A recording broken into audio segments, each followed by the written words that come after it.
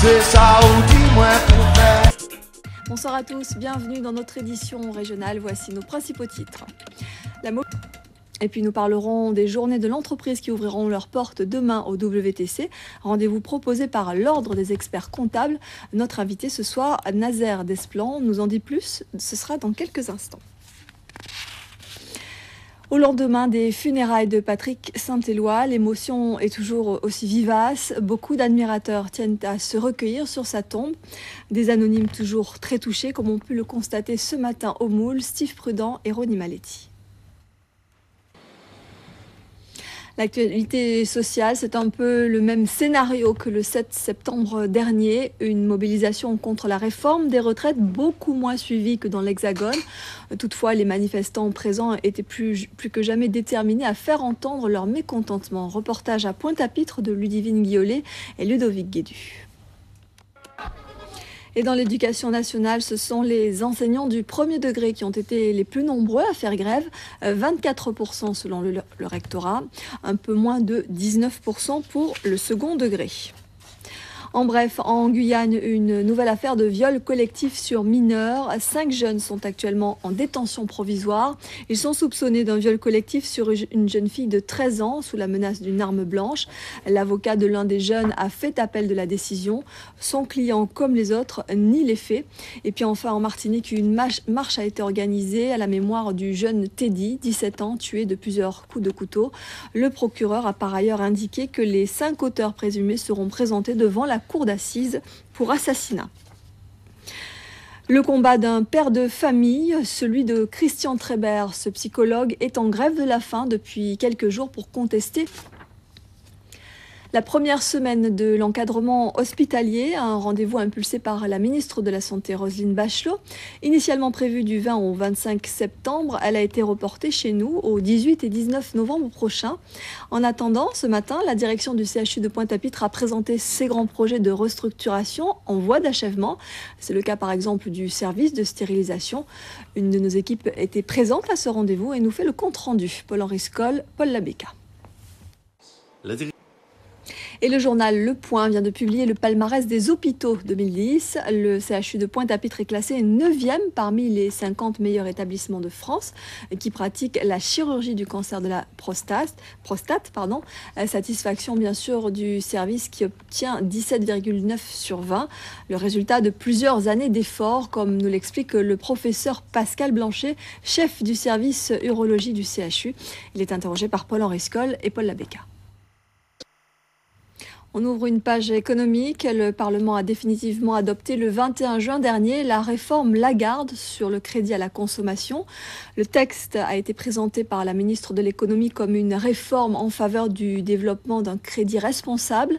L'IEDOM organisait aujourd'hui une conférence de presse afin de présenter cette réforme qui doit permettre de lutter contre le surendettement.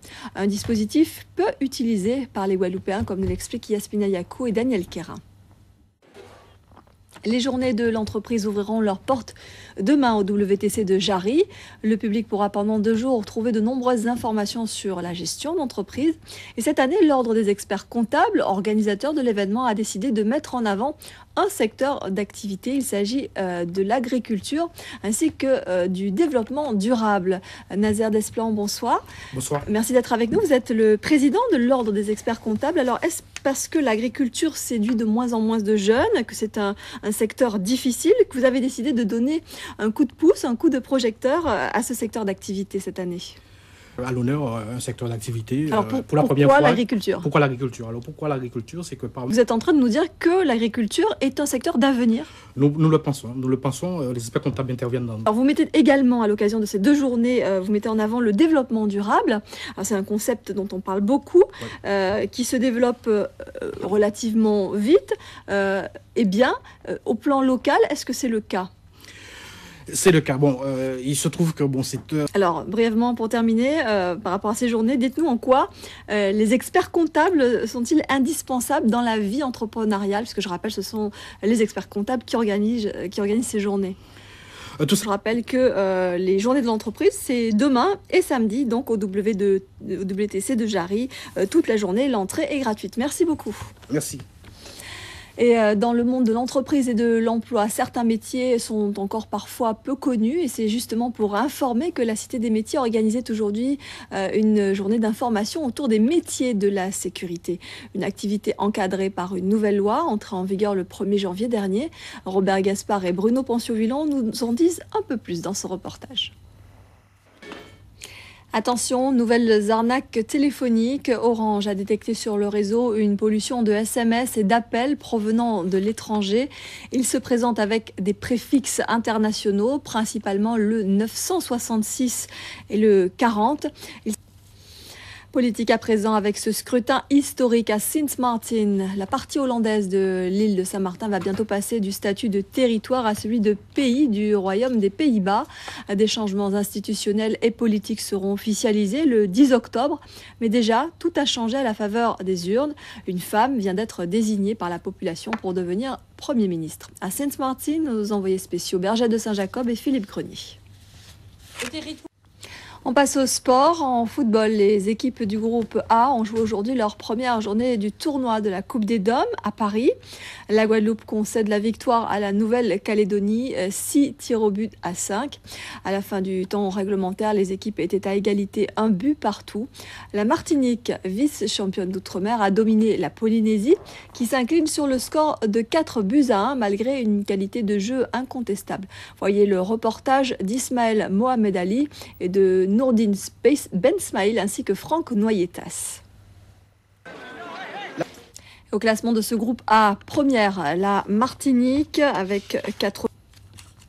Nous sommes à J-37 du départ de la route du Rhum. Cette année, plus d'une vingtaine de bateaux sont préparés à Lorient. La cité portuaire est devenue en quelques années l'un des pôles majeurs de la course au large. Une opportunité dont profitent largement les skippers guadeloupéens. Le reportage de notre envoyé spécial à Lorient, Eric Schimpfling. Pour terminer ce journal, une exposition de peinture à découvrir jusqu'au 7 octobre au pavillon de la ville à Pointe-à-Pitre. Une expo sous forme d'hommage que nous propose Joël Nanquin. Il dédie 35 toiles au poète disparu Sonny Rupert. Présentation Gérard César. Les images sont signées Rémi de France. Voilà, c'est la fin de cette édition. Merci à vous de nous avoir suivis. Dans un instant, juste après la météo, Run Trophy qui n'avait pas pu être diffusé hier soir. Ce sera suivi d'Envoyé spécial. Demain à 13h, vous retrouverez Laura Séné. À 19h30, vous serez en compagnie de Jérôme Bouécasse. Très belle soirée.